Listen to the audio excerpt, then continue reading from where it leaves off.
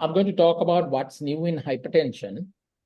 And actually, everyone will know about hypertension, so therefore nothing new.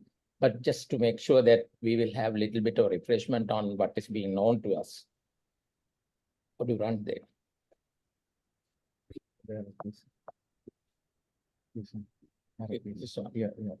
Forward, backward. Okay. The objectives of today's talk, I'll be talking on definition of hypertension and the present BP guidelines, the cardiovascular benefits of hypertension, antihypertensive drug choices guided by comorbidities, and the management of refractory hypertension. Let's look at what the WHO publication in August 2021, what they have said is hypertension or elevated blood pressure significantly increases the risk of heart, brain, kidney, and other diseases. And it is an estimated of 101.28 billion adults between the age of 30 and 79 years worldwide are affected with hypertension, and 2/3 of them are living in low and middle income countries like ours. So this is a very important risk factor for us, because out of the entire population of hypertensives, we are covering 2/3 of them. An estimated 46% of these adults with hypertension are unaware that they have pressure. At least half of them are unaware. And less than half of the adults with hypertension are diagnosed and treated. And this is the major cause of premature death in the world. And go on to say, hypertension is one of the leading risk factors for cardiovascular disease. And also say the WHO, global prevalence is around about 22% in 2014. Now in 24, they say it is 26%. So 1 out of 4 people will be suffering from hypertension. What is happening in Sri Lanka? According to a survey done by WHO in 2018 NCD report, we have 26%, same percentage between the ages of 18 and 69 years of age, those who are supposed to have hypertension. So it's the most important risk factor after all. Now, when you try to prevent primarily the hypertension, which will prevent myocardial infarction, heart failure, stroke, atrial fibrillation, decreases the need for coronary revascularization procedures, and improves the quality of life. One more thing to add, and in the recent, the dementia. Then, before I get into other things, let's talk about these guidelines. Now, as you all know, now you can memorize yourself. What is stage 1 hypertension? Everyone says 140/90. And ACC has brought this down to 130 to 139 is the stage 1, and stage 2 more than 140 and over 90. Now, why this happened by ACC in 2017? Let's see why this is. Normal blood pressure is below 120/80, and elevated blood pressure is 120 to 129, and stage 1 is 130 to 139 and 80 to 89. Stage 2 is more than 140. Whereas the European Society of Cardiology, what they say is normal blood pressure is same, 120 to 129, and high normal, what they say is the stage 1 of ACC, 130 to 139, and stage 1, grade 1 hypertension EAC is 140, grade 2 is 160, grade 3 is 180. Now, let's look at how do you take a correct blood pressure measurement. One has to be seated with a back support, and both legs have to be on the floor resting, and you have to be relaxed for at least 3 minutes, and the correct size of the cuff, obtain 2 to 3 readings, and take the average of second and third. But the home blood pressure is possible, the best way to check that all. This is the diagrammatic representation of how you should check the blood pressure. And make sure that your bladder is empty. You're not taking any coffee within about 1 to half an hour. And not enough to be, no excitement, relaxed, and you check the blood pressure. The postulated mechanisms for hypertension is overactivation of renin-aldosterone angiotensin system, RA system, sympathetic nervous system, and now adding an endothelial pathway. Elevated aldosterone levels, up to 20% of the cases, low atrial natriuretic peptide levels, nitric oxide deficiency, increased vascular reactivity, salt sensitivity. Which is better, home versus office blood pressure? There's a better correlation by home blood pressure with CV events, and which also reveals the masked hypertension. So as the patient comes to office, the office blood pressure is normal. But at home, the blood pressure is high, which is called masked hypertension. So for the white coat hypertension, and also home blood pressure is better. So do not discourage people to measure the blood pressure at home. So encourage the people to do the home blood pressure and bring them in record.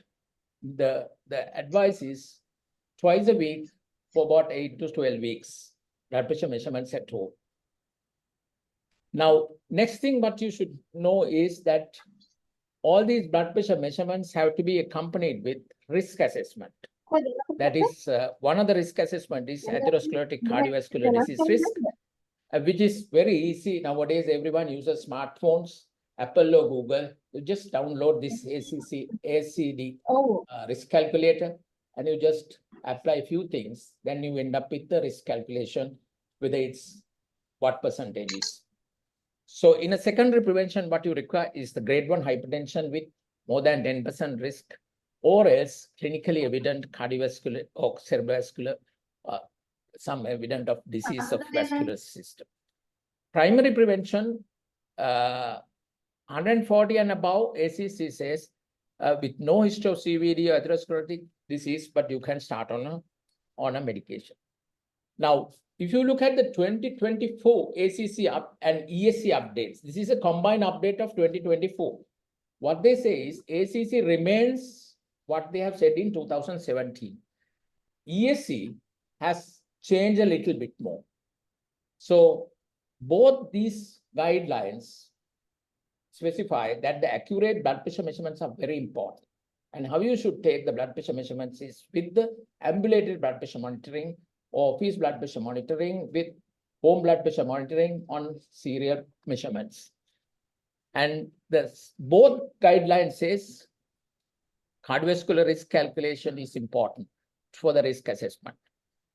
And the differences are the ACC remains the same with a normal blood pressure of below 120/80, and ESC also accepts that the optimal blood pressure is below 120/80 and a normal is 120/29, whereas the ACC says elevated blood pressure is 120/129. A grade 1 hypertension is same as ACC in 2017. But for all the age groups, ACC says to bring the blood pressure down to below 130/80, between 18 and 64, 65 and 79, over the age of 80. Now, why this is important? Now, at the time when the JNC7 came up in 2005 and 4, there was no difference between the ACC, ESC, International Society of Hypertension, and WHO. All of them had 149. But changes occurred in 2017 when the ACC brought down the blood pressure to 130/80. Now, why this happened? Because at that time, there were a group of people who were developing cardiovascular events on the observational studies below the levels of blood pressure of 140/90. And that was observed by 4 institutions. And they did a trial. And I'm going to talk on that trial. That's called SPRINT trial. That trial was sponsored by Blood Institute, National Blood Institute, and National Institute of Neurological and Diabetic Studies, Diabetic Institute, National Institute of Neurological Studies, Digestive and Diabetic Studies. So those 4 institutes sponsored that study. That brought the blood pressure down below 120/80 intensive blood pressure. And we'll come to that. That is the leading cause of the reason to bring the ACC to blood pressure down to below 128. 80 and 130, 80 as the guideline of grade 1. So a country like us, for being in Asia and having 2/3 of antihypertensives in worldwide, I think we should practice the lower guidelines than the higher guidelines in this country. So that is the very reason I'm going to tell about today. And this is that trial, systolic blood pressure intervention trial. And this trial was conducted in US with 9,361 patients after observing the blood pressure below the level of 140/90, having had cardiovascular events, sponsored by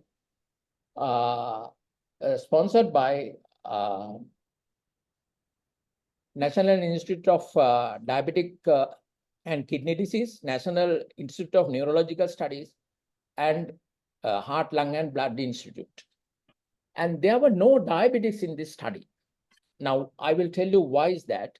And there were chronic kidney disease patients, clinical evidence of cardiovascular disease, and there were a group of patients who are above the age of 75. And the average age was 69.9.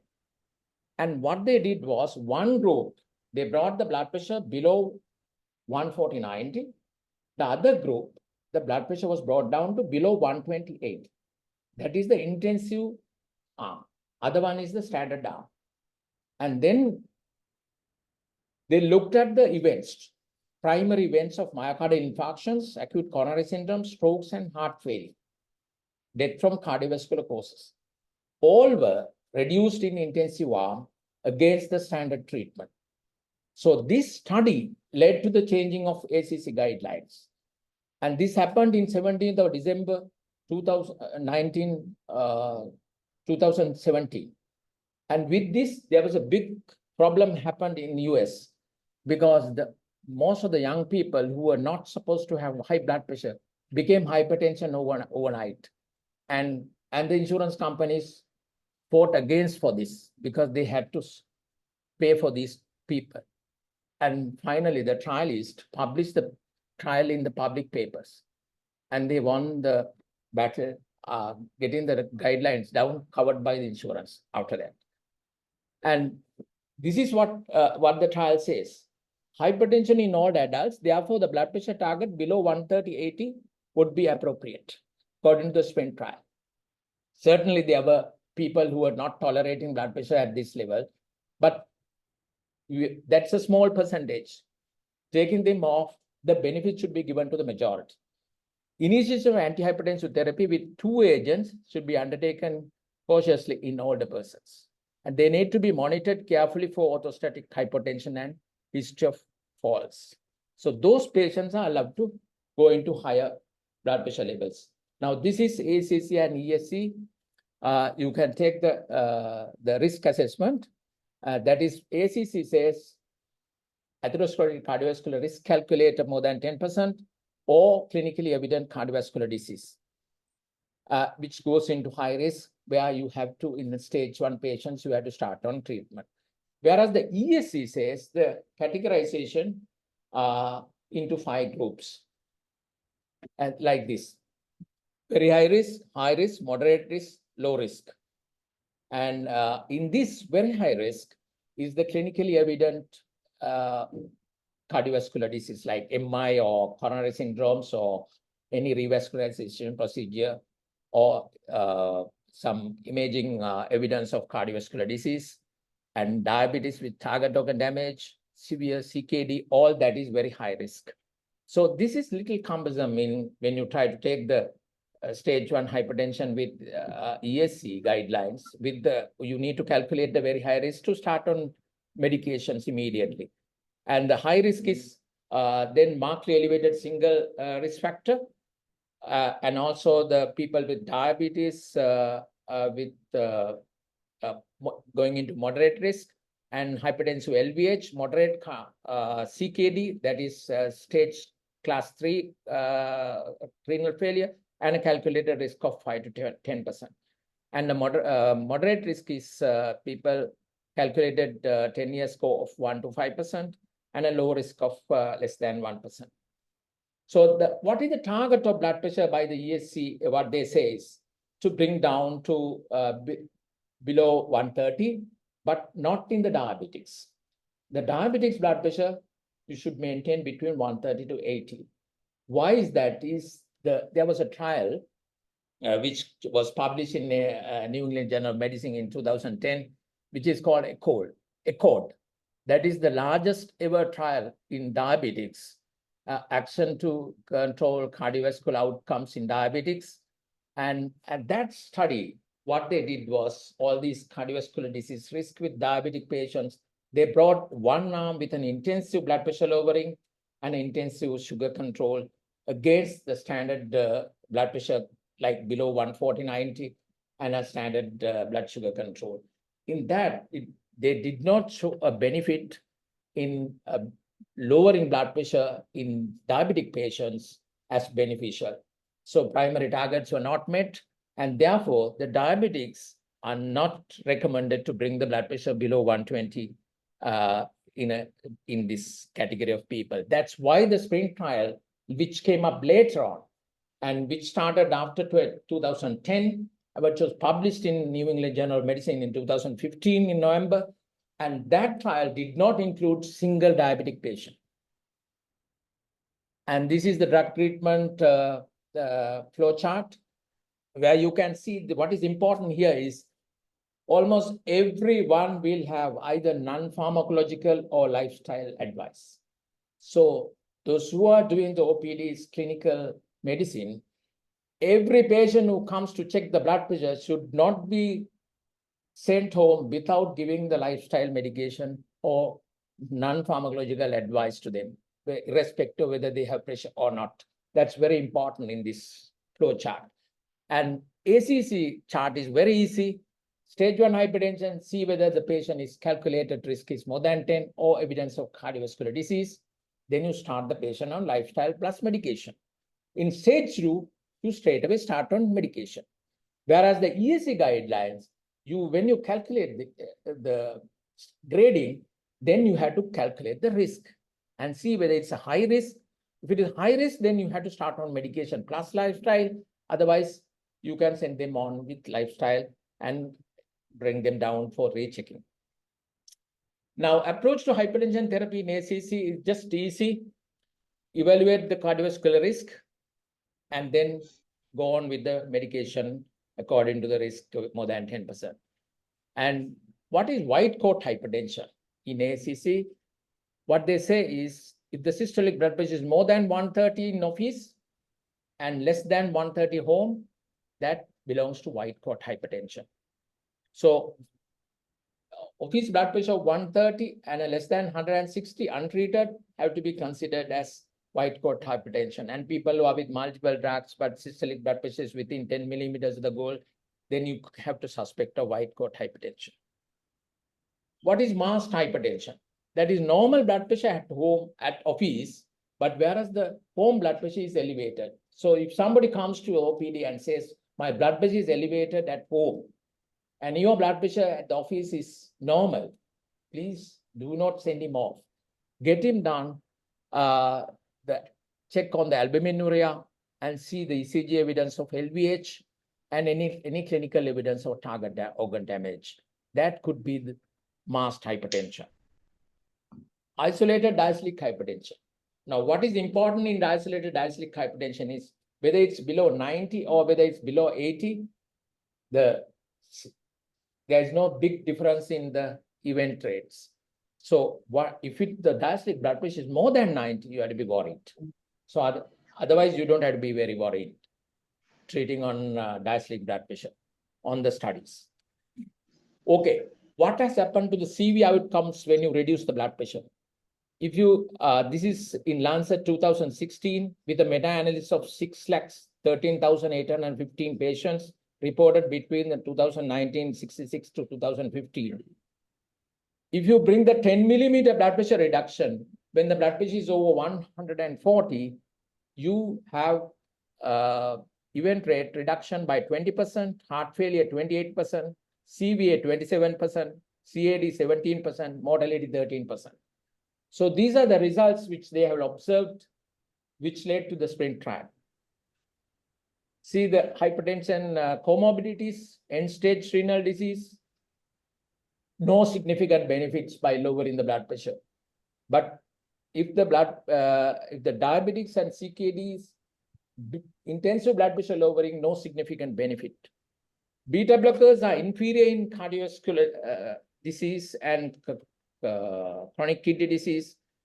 Calcium channel blockers superior in cerebrovascular and inferior in congestive heart failure. Diuretics superior in congestive heart failure.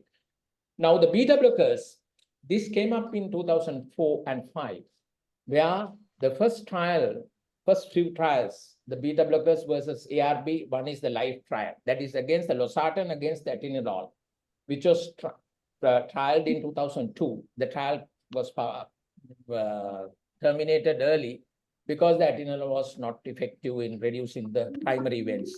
So that led to the British guidelines to change the beta blocker out of the guidelines. So what was the problem with the beta blocker was almost all of these bigger trials of beta blockers were done with atenolol. So actually it was not, we are not still sure whether it's a class effect, but the atenolol was the subject drug. So there the atenolol was failed in first trial, LIFE trial. Secondly, it failed in ASCOT trial, that is Anglo-Scandinavian hypertension patients trial. And in that, atenolol was inferior to clothalidone. And the third trial is the CHEF trial, systolic hypertension in elderly people. In that, atenolol was inferior to clothalidone. ASCOT trial, atenolol is inferior to amlodipine. And because of the atenolol was not superior in or equal to the other counter drug, atenolol was taken out from the guidelines, and which led to take off the beta blockers from the system. But in 2024 updates, ESC brought back beta blockers as a first-line drug, which is not atenolol, a different class, but not by the ACC so far. So that is the new in hypertension. So you can use the beta blocker as the first-line drug, but not atenolol. So this is based in age related to blood pressure lowering. This is again the Lancet 2021 reported in the same meta-analysis that the reduction of blood pressure in elderly people after the age of 80 still was beneficial. And you can bring it down to below 120/70 if the patient is tolerating. So you must not take off the medicine. I have noticed that some of the medical officers take off the medicines thinking that the blood pressure is too low. But if the patient clinically okay, do not take off the medicine. Let the patient to continue that. Okay, systolic low blood pressure lowering by 5 millimeters reduces the cardiovascular risk by 12%. Whereas if you bring the HbA1c in diabetics by 1%, which reduces the microvascular disease by 37%. So in a diabetic patient with blood pressures more than 140, which is more important? I think the blood pressure lowering is more important than HbA1c, because you have to save the patient to have the benefit of microvascular benefit. Then hypertension, if you look at in heart failure, hypertension is the #1 contender. That is 90%. Obesity with preserved hypertension, obesity in heart failure, coronary artery disease, and diabetes and CKD. So hypertension is the main culprit. Then if you look at the heart failure reduction trials, OLAT trial, STEP trial. STEP trial is Chinese trial with an intensive blood pressure lowering with perindopril. In a Chinese trial have shown 37% reduction in heart failure. And OLAT trial, which is one of the trials where the AC inhibitor was inferior to diuretic. Lisinopril was inferior to amlodipine and clothalidone combination, and bringing the 26% of the heart failure events down, reduced events compared to clothalidone. So that is one of the AC inhibitors which showed a failure in OLAT trial. SHEP trial, This is against the atenolol with clothalidone. Heart failure reduction was superior, 49%. EVAD trial with perindopril reduction of 63%. In Framingham heart study, in this heart study, hypertension was the 91% antedated development indicator of heart failure. So you can see that the hypertension is so important, which is more common in females. And how effective is the antihypertensive drugs? Monotherapy, you can bring the blood pressure down to 10 to 12 millimeters mercury. Adding second drug, another 5 millimeters. Third drug, another 5 millimeters. What is important is most of us forget that there is mineralocorticoid receptor antagonist, that is aldactone and eplerenone, brings 10 to 20%, 20 millimeters of mercury. We can bring that as a second line drug. So do not forget to bring the diuretic of aldactone, eplerenone before you add in the next second drug. Then the drug classes, ACE inhibitors, calcium channel blockers, diuretics, and you can see the risk reduction in cardiovascular events. Now, it's important to discuss on non-pharmacological therapy in hypertension. Weight loss. In an obese patient, if you bring 1 kilo, which brings the 1 millimeters mercury blood pressure. So you can bring 10 kilos down by 10 millimeters mercury blood pressure, which is just like monotherapy. And DASH diet. What is DASH diet? Is more in fruit, more vegetables, and less fat. And that brings the blood pressure down, which has been proven. And sodium restriction, increase potassium, increase physical activity, and reduce alcohol. Now, this is what is happening with the potassium. The potassium works as a natriuresis. It works as a diuretic drug, like thiazide effects. If you add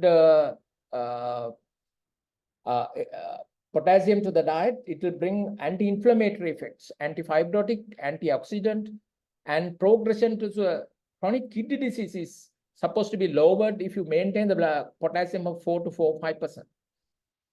So adding 35 milliequivalents of KCl to standard diet in postmenopausal women, 1/3 of natriuresis compared to 50 milligrams of HCT. So keeping the potassium levels up is also important, bringing the blood pressure down. Choice of medication. The goal, bringing the CKD patients down to below 130/80 will be benefited if they are not in end stage, and also if they have urine albumin creatinine ratio more than 30. That is, if they have albuminuria, they will have benefit. Beta blockers are not the first line, but this statement is not valid now according to ESC. They can bring the first line drug as beta blockers. What is resistant hypertension? Failure to achieve blood pressure goal using 3 different classes of drugs pharmacologically, complementary working, RAS and CCB in first line, and in which the appropriately dosed diuretic is added. All 3 drugs given in maximum tolerated doses if the blood pressure is not controlled is considered resistant hypertension with maximal therapy. But what has to be checked in these patients is whether it's a true resistant or a pseudo-resistance. So 1/3 of blood pressure is controlled when you do ambulatory blood pressure monitoring. So when patient comes with resistant hypertension, don't forget to ask for ambulatory blood pressure monitoring to see whether this is true resistance. And also you need to ask about the other things that like high salt intake, smoking, loss of sleep, obesity, excessive ethanol, and making use of interfering substances, NSAIDs, stimulants, and so on, and low use of mineralocorticoid antagonist. Secondary causes also an important thing to go for if the blood pressure is not controlled. Then bringing the blood pressure down in CKD patients, which we have already spoken about, which is beneficial in the presence of albuminuria. and the newer agents. And very recently, we had 3 medications already lined up. One of them is aldosterone synthase inhibitor, and this phase 3 trial is out, and we awaiting the US FDA approval. And this is what it shows.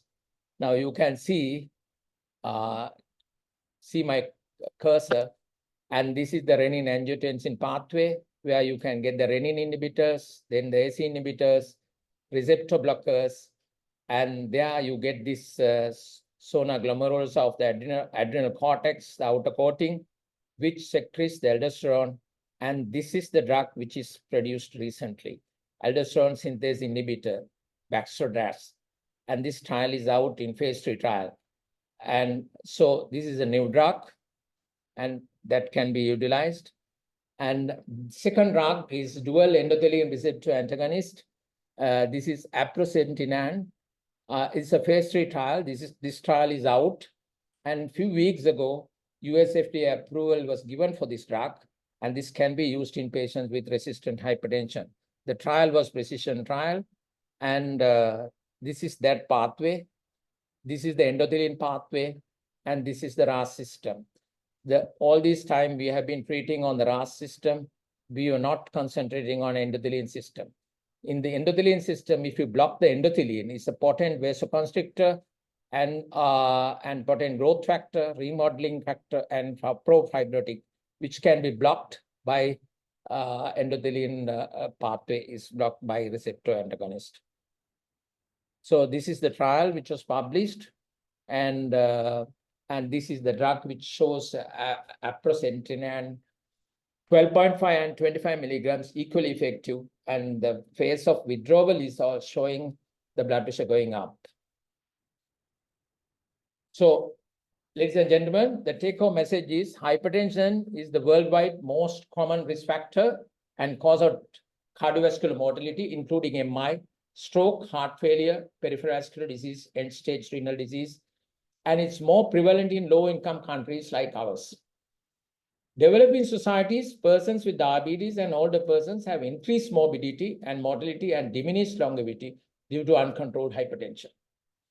Drug efficacy and lifestyle changes with improved adherence are key factors, as Asians and developing nations with high risk for coronary disease treatment at a lower threshold of guidelines of blood pressure will be more suitable for a country like us, like in ACC guidelines.